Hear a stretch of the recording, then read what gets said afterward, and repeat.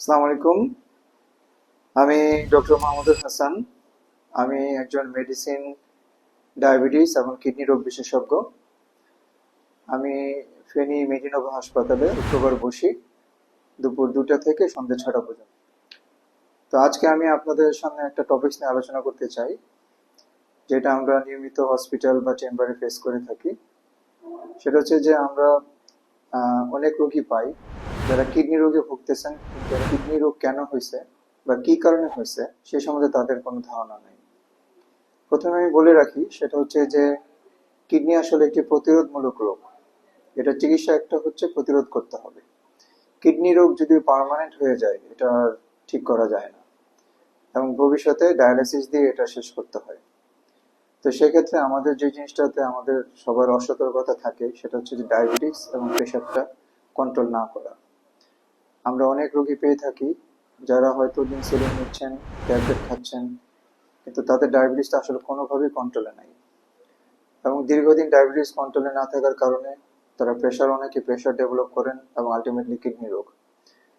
তো আমি যদি কিডনি রোগ প্রতিরোধ করতে চাই, আমাকে একটাই অবস্থা নিতে হবে, সেটা হচ্ছে ডায়াবেটিস প্রেশার স্ট্রিক্ট কন্ট্রোল করতে হবে। তো ডায়াবেটিস প্রেশার আমি কিভাবে কন্ট্রোল করব? আমাকে নিয়মিত চেক করতে হবে। সকালবেলা খালি পেটে সুগারটা দেখতে হবে, খাওয়ার 2 ঘন্টা পরে দেখতে হবে। নিয়মিত প্রেশারটা আমাকে একটা নির্দিষ্ট সময় প্রতিদিন মাপতে হবে। প্রতিদিন যদি সম্ভব না হয় তাহলে মাঝে মাঝে মাপতে হবে। এবং এটা দেখে দেখে আমাকে টাইট্রেট করতে হবে ডোজগুলো, ওষুধের ডোজ, ইনসুলিনের ডোজ। সাপোজ আমি সকালবেলা একটা ডোজ নেই কিন্তু আমার সুগার হয়ে আছে অনেক বেশি, সেক্ষেত্রে আমাকে ইনসুলিন ডোজ কমাইতে হবে। যদি এমন হয়ে যায় যে না, আমার রাত্রেবেলা ডোজ ইনসুলিনের রিকোয়ারমেন্ট কমে গেল, মানে সুগার অনেক কমে গেছে, সেক্ষেত্রে আমাদের হয়তো ডোজটা একটু কমাইতে হবে। এবং এই জিনিসটা একজন চিকিৎসকের তত্ত্বাবধানে রোগীকে ফিক্স করতে হবে, এবং রোগী এবং ডক্টর দুজনে মিলে এই জিনিসগুলো সলভ করবে। আর সবচেয়ে বড় কথা হলো ওষুধগুলো নিয়মিত খেতে হবে, এবং লাইফস্টাইল চেঞ্জের ব্যাপারে তো কোনো কথাই নাই। অবশ্যই সবাইকে প্রতিদিন নিয়মিত একটা এক্সারসাইজ, স্বাস্থ্যকর খাবার এবং বাইরের বাসি বা অপ্রয়োজনীয় খাবারগুলো ত্যাগ করতে হবে।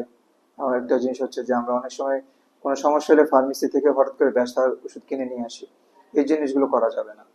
অবশ্যই একজন রেজিস্টার্ড চিকিৎসকের মাধ্যমে যে কোনো ওষুধ খেতে হবে। ধন্যবাদ।